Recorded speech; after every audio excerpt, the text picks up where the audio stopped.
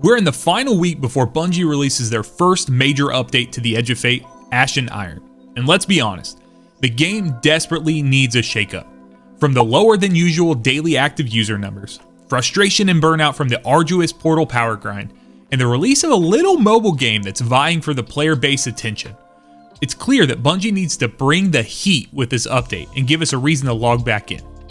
Back in May, Bungie sat down and revealed the new multi-year Fate saga, which began on July 15th with the Edge of Fate and continues next Tuesday with the first major expansion, Ashen Iron.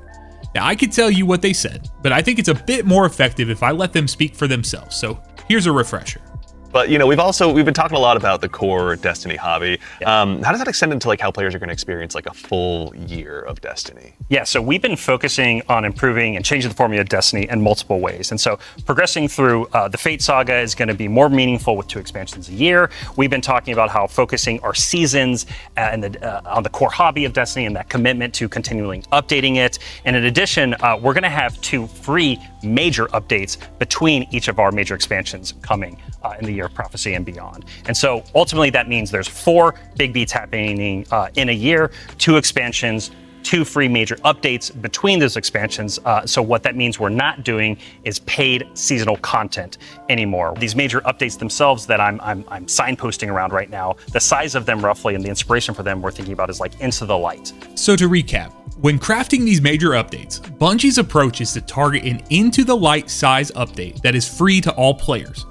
For those who didn't play Into the Light, it was a fantastic time to play Destiny 2, as we received our first genuinely new activity in Onslaught, 2 reprised exotic missions with 0 Hour and the Whisper returning with new rewards and secrets to find, a full suite of reprised fan favorite weapons dubbed the Brave Arsenal, and finally, a raid activity called Pantheon, which allowed us to take on some of the best raid bosses in a boss rush style setting.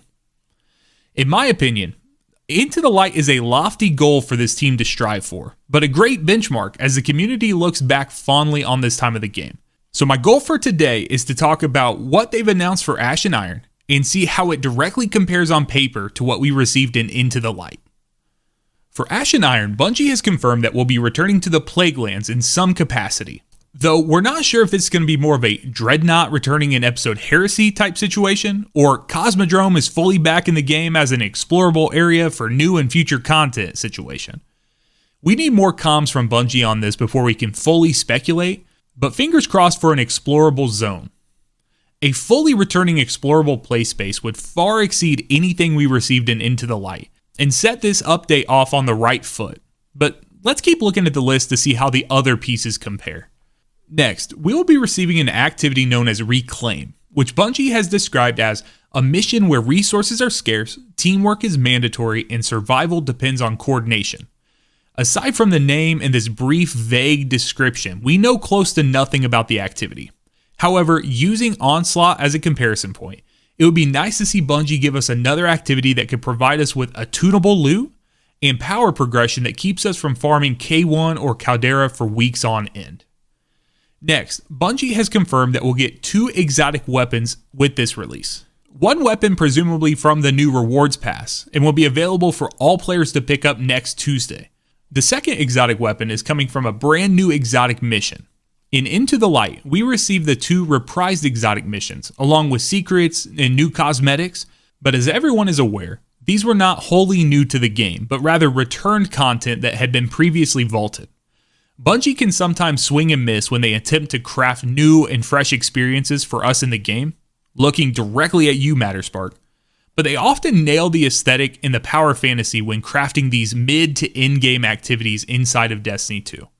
I have no doubt that they will surprise and delight us with the release of this exotic mission. And hey, it's free for everyone to experience together.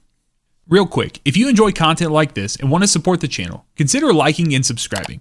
It helps more than you know, and you can join alongside those who've helped me over double the channel since the Edge of Fate's release. Now let's get back to it. Something that I'm hoping we hear more about is the potential return of a raid and dungeon style activity, similar to Pantheon or Rite of the Nine, though I'm not holding my breath.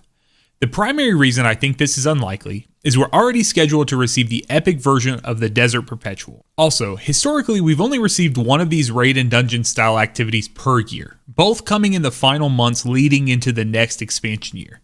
I'm not sure how they plan to handle this moving forward, but I would think it'd make a bit more sense for an event like this to drop with Renegade's major update, Shadow and Order. Now, let me take a moment to sit you down, hold your hand, and look you squarely in the eye while I shatter your heart. We are not receiving Wrath of the Machine in Ashen Iron.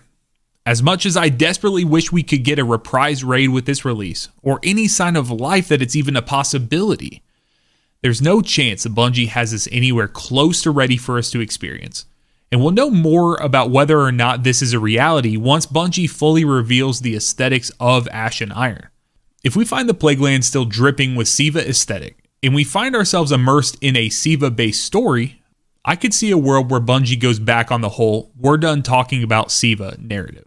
But until we get some clear signposting on this subject, I think it's more likely that we receive a reprised Destiny 2 raid that's been removed, rather than Wrath of the Machine. Literally, as I was recording this, Bungie just announced that next Tuesday, September 9th at 9 a.m. Pacific time, we're going to get clarity on what Ashen Iron holds, as well as a preview into Renegade. So guys, stay tuned for that, and let's get back to the video. One positive change that Ashen Iron is providing us that Into the Light did not is a brand new rewards pass in a full suite of seasonal challenges, which will provide us with XP to unlock new cosmetics, weapons, and additional materials as we continue our grind through the new content.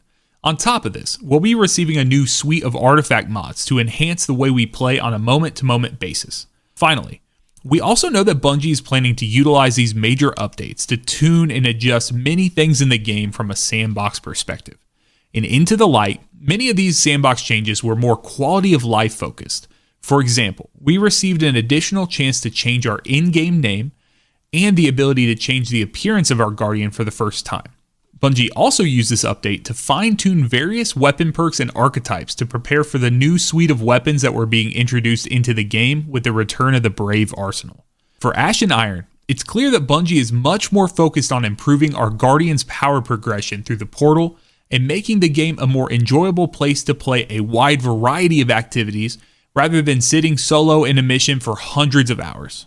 Remember, in Ashen Iron, our power cap is going to be raised from 450 up to 550, with the new hard cap being all the way up to 500. To reach 500, you'll progress naturally over time through receiving rewards at the end of portal activities. Once you hit 500, you'll need to receive prime engrams to reach the pinnacle cap of 550.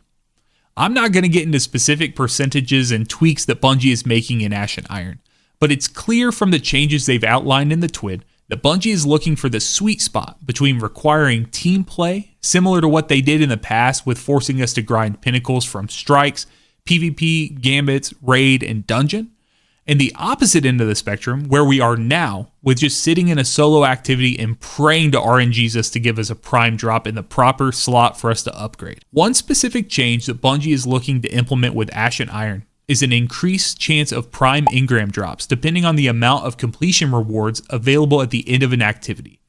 For example, activities with more base completion rewards such as Liminality and Inverted Spire will provide more chances for prime engrams to drop compared to something like Caldera, which will likely only have one prime engram chance per run.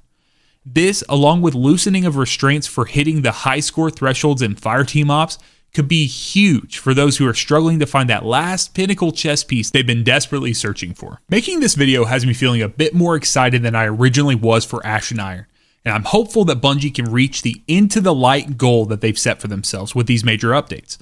Let me know in the comment section below what your expectation levels are for Ashen Iron, and while you're down there, maybe like and subscribe to the channel if you found any value at all from this video. I look forward to helping you all with the new exotic mission when it drops, and until next time, be blessed, y'all.